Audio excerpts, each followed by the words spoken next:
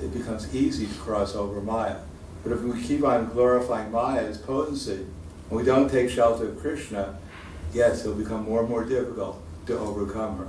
It's like running up to a tree, grabbing hold of the tree, and saying, let me go, let me go. Well, someone comes along and says, sir, the tree's not holding on to you, you're holding on to the tree. Leave me alone with your philosophy. Tell me how to get free from this tree. Well, let it go.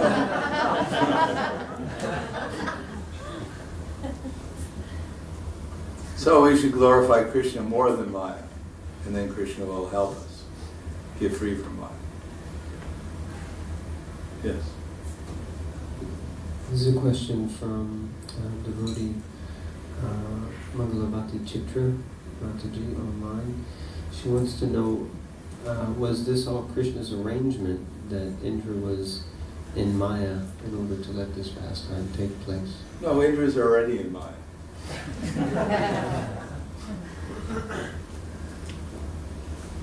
Just like Prabhupada was walking on the beach and Giriraj Maharaj was there. It wasn't Maharaj at that time. And Prabhupada said some philosophical statement, and Giriraj Maharaj said, oh, thank you, Prabhupada, for that statement. Now I understand. Before I was in Maya. And Prabhupada started chuckling and said, you were in Maya before. He said, you're still in Maya. You're always in Maya.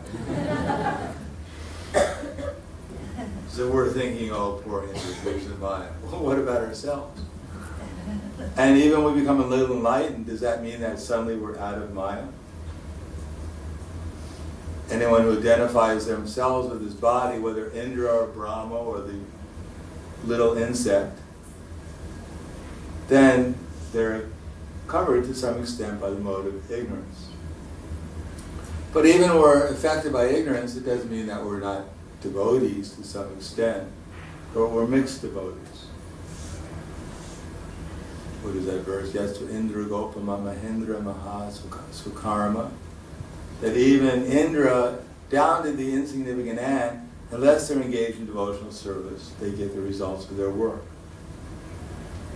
So Indra is a great devotee compared to us. But that doesn't mean he's a completely 100% pure devotee. He still has a tendency to be affected sometimes. But compared to, this is one instance, or sometimes in the Bhagavatam we find great demigods like Indra or Brahma, they sometimes get affected by the illusory energy for a little short period of time. Compared to us, who are much more affected by the illusory energy for a much longer period of time. And therefore we should not fault Indra or Brahma because of getting a little affected by the illusory energy for a short period of time.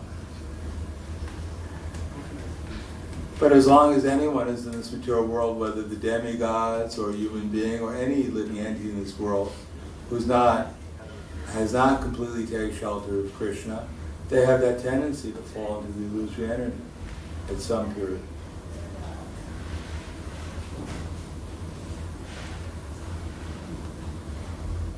What does Krishna say?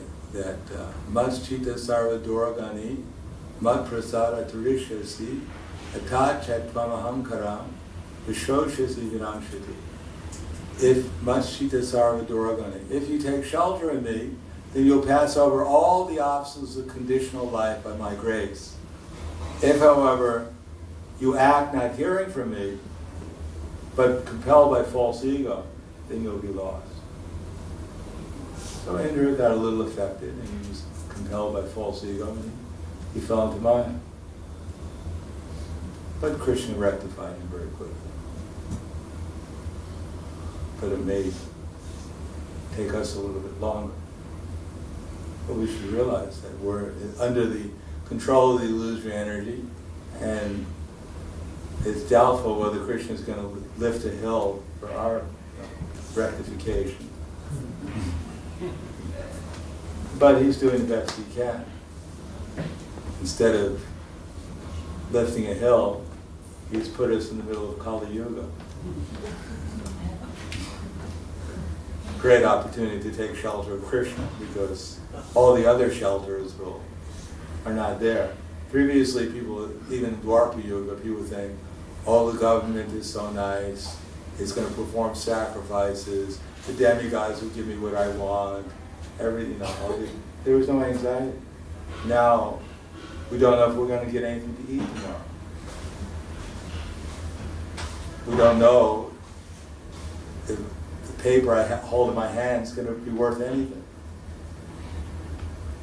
It may only serve to keep me warm for one day when I burn it. So in this age, there is no shelter except for Krishna. Or it becomes obvious that there is no shelter. So Indra took a little bit more rectification than us. But in any case, Krishna has given us this great opportunity called Kali Yuga to take shelter. So we don't have to take a vacation, Satya Yuga, Treta Yuga, Dwapara Yuga. We can work hard in this Yuga, take shelter of Krishna, and don't have to worry about any more yugas, or Indras, or Brahmas, or anything else. Anything else? Yes. What is the primary meaning of taking shelter of Krishna? Well, Krishna says, Sarva Dharma Prityaja Mamekam Sharanam Vraja. Basically speaking, give up all other conceptions that were anything other than Krishna's servant. And to do that, then is Anukulyasya Sankalpe Pratikulyasya Varjana. First of all, we should do what Krishna asks us to do, or his representatives. Then we shouldn't do things that he doesn't want us to do. Then we should gradually will develop the faith that Rakshisha Didi Vishvaso,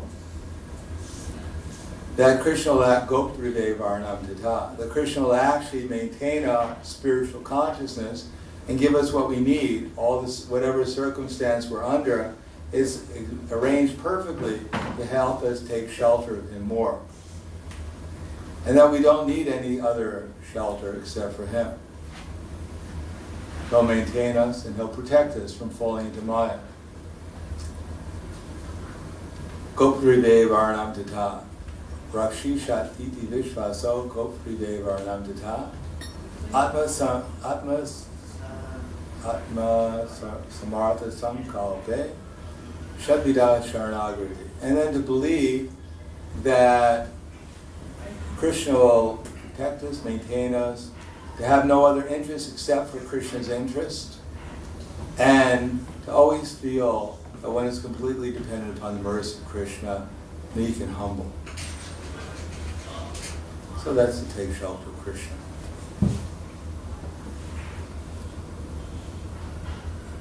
Yes, one more. Just on that question, it was asked about was it Krishna's arrangement for Indra to be in Maya?